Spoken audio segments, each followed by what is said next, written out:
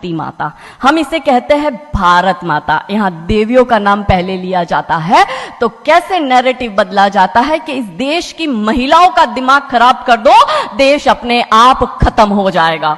South Africa की एक बहुत बड़ी यूनिवर्सिटी में कहा गया था कि किसी भी देश को बर्बाद करने के लिए वहां पे बम, बारूद, गोला, असला दागने की, मिसाइल दागने की जरूरत है ही नहीं।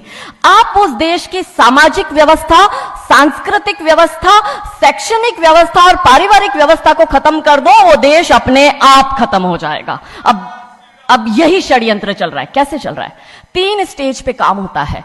25 वर्ष तक की बच्चियों को बिगाड़ने का काम बॉलीवुड अपने टीवी सीरियल के माध्यम से करता है। 25 से 35 वर्ष की शादीशुदा महिलाओं का जीवन और उनके परिवार को बर्बाद करने का काम एकता कपूर जैसी महिलाएं अपने टीवी सीरियल के माध्यम से करती है। और जो नौकरी करती हुई बहन बेटियां महिलाएं हैं, जो कि वर्किंग विमेन हैं, उनका दिमाग खराब करने का काम ये ओटीटी प्लेटफॉर्म्स अपने वेब सीरीज के माध्यम से करता है। कैसे करता है, मैं संक्षिप्त में एक एक उदाहरण देकर आपके समक्ष रखूंगी। और बहुत जरूरी है कि जब हम तो एक साधारण व्यक्ति है, हम संसारिक जीवन में रहते हैं, लेकिन यहां पर जो उपस्थित हमारे संतगण है, महंतगण है, इनके बहुत बड़ा फॉलोअर्स ग्रुप रहता है, बहुत से लोग आते हैं, बहुत सी महिलाएं आती है। ये बात वहां तक पहुंचे क्योंकि वो यहां पर उपस्थित नहीं है, पर हमें पता है कि वीडियो के माध्यम से हमारे संत श्री, हमारे महंत श्री हमारी ये वाणी जो है उन तक पहुंचाएंगे कि कैसे करते हैं। ये एक फिल्म बनाते हैं, 25 वर्ष की तक की बच्चियों को कैसे बिगाड़ना है। हिंदुओं के परिवारों को बिगाड़ने के, तोड़ने के षड्यंत्र चल रहे हैं। और सिर्फ एक हिंदू को नहीं खराब करना है, उसके पूरे के पूरे कुटुंब को बर्बाद कर देना है। तो एक भारत की महिला 2 परिवार को जोड़ती है, मायका पक्ष और ससुराल पक्ष। और हम कहते हैं कि भारत की परिवार व्यवस्था जो है वो मानवता की सबसे बड़ी देन है। तो इसी व्यवस्था को खत्म कर दो। कैसे कर दो? तो ये एक फिल्म बनाते हैं, अतरंगी रे। हमारी क्योंकि दीदी भी यहाँ उपस्थित है जो कि सेंसर बोर्ड में सदस्य है, तो हम इतना उनसे विनती करेंगे कि हमारी ये बात भी उन तक पहुंचाए। सिस्टमैटिकली ये फिल्मों में लड़की दिखाएंगे हिंदू की, लड़का दिखाएंगे मियां भाई का, और उसमें भी दिखाएंगे कि वो लड़का चाहे अनपढ़ हो, चाहे गवार हो, चाहे आतंकवादी हो, चाहे पंचर छाप हो, और वो हिंदू की लड़की चाहे कितनी पढ़ी लिखी हो, लेकिन उसका परिवार जो है वो रूढ़िवादी है, वो रिग्रेसिव है, और उसके सामने यदि वो घोड़ा भी चला रहा है, खच्चर टट्टू भी चला रहा है, तो वो बड़ा प्रोग्रेसिव है, वो बड़ा संस्कारी है। कैसे करते हैं? ये एक फिल्म बनाते हैं, अतरंगी रे। अतरंगी रे फिल्म में जो कि आज की युवा बच्चियों का लेटेस्ट क्रश है, सारा अली खान हीरोइन लेते हैं। हमारी युवा बच्ची इसको फॉलो करती है। उसमें यह दिखाते हैं कि सारा अली खान जो एक मुस्लिम लड़के के प्यार में पड़ जाती है और अपने परिवार से विरोध कर उनसे लड़ झगड़ कर ट्रेन में बैठकर वो भाग जाती है। उसी ट्रेन में एक संवाद होता है उस पिक्चर के हीरो का और उसी हीरोइन का। दोनों अपनी अपनी लव स्टोरी शेयर करते हैं। तो हीरोइन पूछती है हीरो को कि तुम्हारी लव स्टोरी बताओ, तो वो कहता है कि कल मेरी शादी होने वाली और लव स्टोरी तो मेरी लव स्टोरी है कि मैंने बचपन से जिस लड़की से प्यार किया, जिसके साथ पढ़ाई की, जिसके साथ मैं बढ़ा हुआ, उसी लड़की से मेरी बचपन की मित्र जो मेरे समाज की है, जो मेरे गांव की है, उसके साथ ही मेरी शादी होने वाली है। तो वो हीरोइन कहती है अरे ये और कोई लव स्टोरी है, ये लव स्टोरी नहीं हो सकती। तो हीरो पूछता है तो फिर क्या हो सकती है लव स्टोरी? तो वो कहती है कि मैंने एक मुस्लिम लड़के से प्यार किया है, मैं ठाकुरों की लड़की हूं, पूरा समाज, पूरा घर, पूरा परिवार मेरे खिलाफ है और मैं उन सबको ठोकर मारकर, उनकी भावनाओं को ठोकर मारकर अभी ट्रेन में बैठकर भाग रही हूं उस लड़के से शादी करने के लिए। और वो हीरोइन वहां पे डायलॉग देती है कि लव स्टोरी तो मेरी लव स्टोरी है कि मैं ठाकुर की लड़की और वो कतई मियां भाई, और ये है असली लव स्टोरी। तब हमारी 13, 14, 15 साल की युवा बच्ची जिसके शरीर में हार्मोन्स चेंज होते हैं, आकर्षण होता है विपरीत व्यक्ति के लिए, तब वो आकर्षण में ये सोचती है कि हिंदू होके हिंदू बॉयफ्रेंड नहीं रखना, हिंदू होके हिंदू से प्यार नहीं करना। आप इतिहास में छपेगी, आपकी लव स्टोरी तभी बनेगी जब आप किसी मियां भाई से प्यार करेगी और उससे शादी करेगी। तो कैसे सिस्टमैटिकली ये स्लो पॉइजन बॉलीवुड की फिल्मों के माध्यम से फ्रेजाइल माइंड में डाला जा रहा है। और आज देखो कि क्यों समाज में लव जिहाद के केस बन रहा है, और उसका सबसे बड़ा और मुख्य कारण बॉलीवुड है, क्योंकि इन बॉलीवुड वालों ने हमारी बेटियों को हादी रानी और रानी चिन्नमा रानी अब्बा का नहीं दिखाया। इन बॉलीवुड वालों ने हमारी बेटियों को करीना खान दिखाया है ताकि वो अपनी कोख से तैमूर और जहांगीर पैदा करे। ये बॉलीवुड वाले लव स्टोरी पर फिल्म बनानी है तो ये हादी रानी और राजा रावत सिंह चुड़ावत पर क्यों नहीं बनाते? मैं आपको उनकी कथा शॉर्ट में करती हूं कि राजा रावत का शादी जो होता है वो हदी रानी से होता है, मेवाड़ के राजा है, और औरंगजेब की सेना आक्रमण करने आती है। और जब औरंगजेब की सेना आती है तो राजा रावत सिंह का 2 दिन पहले ही विवाह हुआ होता है हादी रानी से।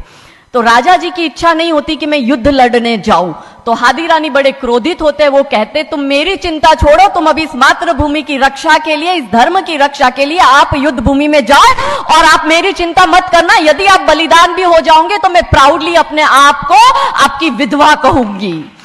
तब राजा रावत युद्ध लड़ने जाते हैं।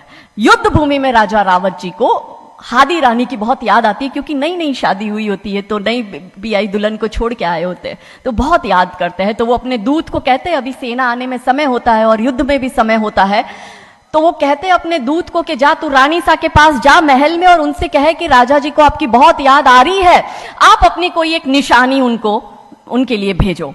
दूत भी बड़ा टेंशन में आ गया कि ये युद्ध भूमि में बैठे और इनको हादी रानी की याद आ रही है, ये युद्ध लड़ेंगे कैसे और जीतेंगे कैसे। पर वो दूत डरते डरते पहुंचा रानी सा के पास और रानी सा को कहता है कि राजा रावत जी ने आपकी एक निशानी मंगाई है, उनको आपकी बहुत याद आ रही है।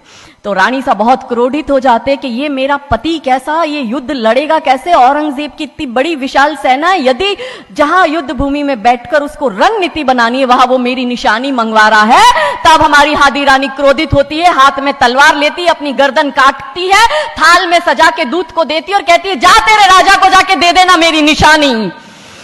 तब वो दूत युद्ध भूमि में जाता है, राजा जी को हादी रानी की निशानी यानी कि उनका कटा हुआ मुख देता है। राजा जी बड़े दुखी हो जाते हैं, उनको लगता है उनसे बहुत बड़ी गलती हो गई। राजा जी रानी की अंतिम इच्छा समझ जाते हैं। रानी जी के लंबे बाल होते हैं, उन बाल की वो माला बनाते हैं, उनके मुख की माला बनाते हैं, वो युद्ध लड़ते हैं, औरंगजेब से युद्ध जीतते हैं। और जीतने के बाद राजा रावत वहीं युद्ध भूमि में अपना बलिदान देते, अपनी गर्दन काटकर वहीं अपने जीवन का त्याग करते हैं। यह है लव स्टोरी। पर बॉलीवुड इस पर फिल्म नहीं बनाएगी कि इतिहास चुराए नहीं है, हमने इतिहास बनाए हैं और लाखों शीश कटे हैं रण में, तब जाके हिंदू कहलाए हैं। ये महान गौरवशाली इतिहास हमारा, पर बॉलीवुड इसका इतिहास हमारे समक्ष आने नहीं देता। अब रहा 25 से 35 वर्ष की महिला, कैसे बिगाड़ती है एकता कपूर। वही sari, typical dress, typical getup, पीछे उसकी सीरियल में एकता कपूर की सीरियल में पीछे बहुत बड़ी अंबे मां की मूर्ति। दिखाएंगे कैसे हिंदू महिला को, क्योंकि परिवार खत्म करना है हिंदुओं का। तो वो एक से प्यार करेगी, शादी दूसरे से करेगी, जीवन में तीसरा पुरुष आएगा, फिर दूसरा मर जाएगा, फिर उसको चौथा पसंद आने लगेगा, फिर जो मर गया वो जिंदा हो जाएगा, फिर कंफ्यूज हो जाएगी किसके साथ जाऊं, दूसरे के साथ कि चौथे के साथ। क्या हमारी भारतीय महिलाएं, क्या हमारी हिंदू महिलाएं, सबसे बड़ा प्रश्न यह है कि क्या हम 4-4 पुरुषों के साथ अफेयर करते हैं? क्या ये हमारा सम्मान है? और अगर यदि हम सब एक होकर इसके लिए नहीं बोलेंगे तो ये आवाज नहीं उठेगी। और दुख की बात यह है कि ऐसी एकता कपूर जैसी महिलाएं जो घर तोड़ने का काम कर रही है, इनको पद्मश्री अवार्ड मिल जाता है। कैसे मिलता है? भारत सरकार से इस भूमि पर खड़े होकर मैं निवेदन करती हूं कि आप ऐसी महिलाओं के पद्मश्री वापस लो, क्योंकि ये महिलाएं हिंदू परिवारों के मकान, घर तोड़ने का काम कर रही है। और तीसरा और अंतिम, नौकरी करने वाली बहनों का दिमाग कैसे खराब करना है। तो ओटीटी प्लेटफॉर्म के माध्यम से ये दिखाएंगे कि यदि आप नौकरी कर रही है तो आपके सास ससुर आपके पैर की जूती, आपका पति आपके पैर की जूती। बच्चा पैदा करने के लिए आपको किसी से शादी करने की जरूरत नहीं है, आपको ससुराल व्यवस्था में रहने की जरूरत नहीं है, और आप है फेमिनिस्ट। और स्त्रीवाद का झंडा दिखाकर हमारी बहन बेटियों को एक हाथ में शराब का ग्लास, दूसरे हाथ से सिगरेट फूको, अंग्रेजी में गालियां बको और आप अपने आप को फेमिनिस्ट कहो। क्या यह फेमिनिज्म है भारत की धरती का?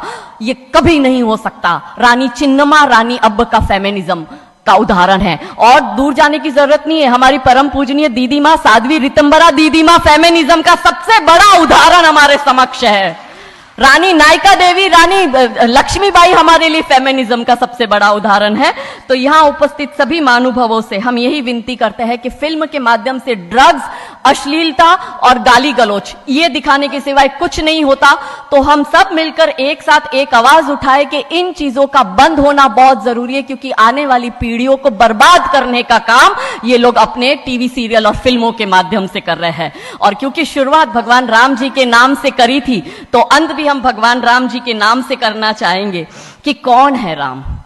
राम जो है चेतना है, बिंदु है, बिंदु जिससे प्रस्फुटित है तेज, तेज जो कि इस समस्त सृष्टि की रचना की कल्पना का हेतु है, अनाम है, अनाम जो है पंक्ति में प्रथम, प्रथम है धर्म धैर्य का